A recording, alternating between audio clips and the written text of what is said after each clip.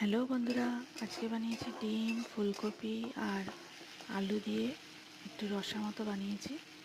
তো তোমরা যদি বানিয়ে থাকো তাহলে তোমরা তো জানবেই, এটা খেতে দারুণ হয়।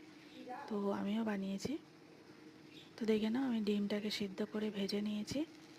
আর এখানে আমি পেঁয়াজ, আদা, রসুন, টমেটো দিয়ে একটু তেলের মধ্যে নাড়াচাড়া করছি নুন হলুদ দিয়ে। তবে কপিটাকে, এই ফুলকপিগুলোকে একটু ভাপিয়ে রেখেছি গরম জলে।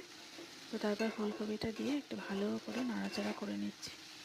আর মোটামুটি একটু ভাজা ভাজাও হয়ে যাবে।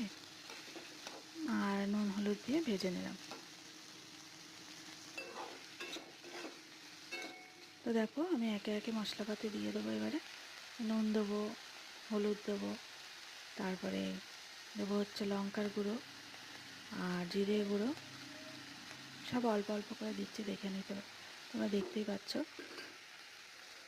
দিয়ে একটুখানি করে জল দিয়ে দিয়ে আমি মশলাটাকে ভালো করে কষিয়ে নিয়েছি।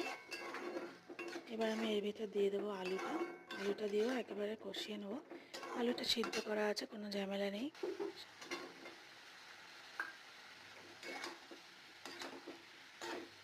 তো তোমরা কারা কারা এটা পছন্দ করে একটু কমেন্ট করে জানাবে বন্ধুরা। এটা একটু কাশ্মীরি লাল দিয়ে দিলাম যাতে রঙটা ভালো আসে।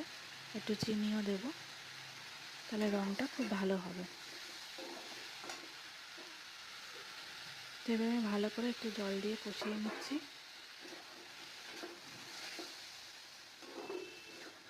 তো দেখো, আমার মোটামুটি কষানো হয়ে গেছে। এবার আমি এখানে একটু জল দিয়ে দেবো। বেশি ঝোল করব না, একটু গা মাখা ঝোল করব।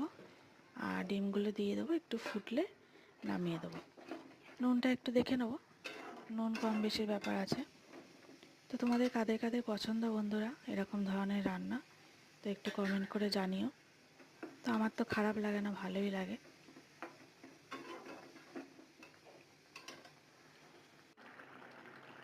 তো দেখো, আমার রান্না প্রায় হয়েই গেল।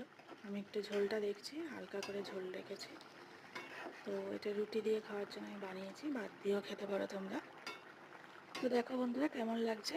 ভালো লাগছে? যদি ভালো লাগে তাহলে একটা লাইক কমেন্ট করে দিও বন্ধুরা।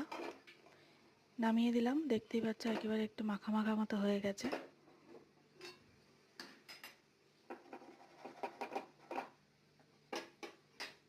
তো এই যে আমি নামিয়ে দিলাম, তো রেডি খাওয়ার জন্য, একেবারে রেডি। তো তোমরা যদি খেতে চাও তাহলে চলে এসো। আর আমার রান্না যদি তোমাদের পছন্দ হয় তাহলে একটা লাইক কমেন্ট অবশ্যই করে দিও বন্ধুরা।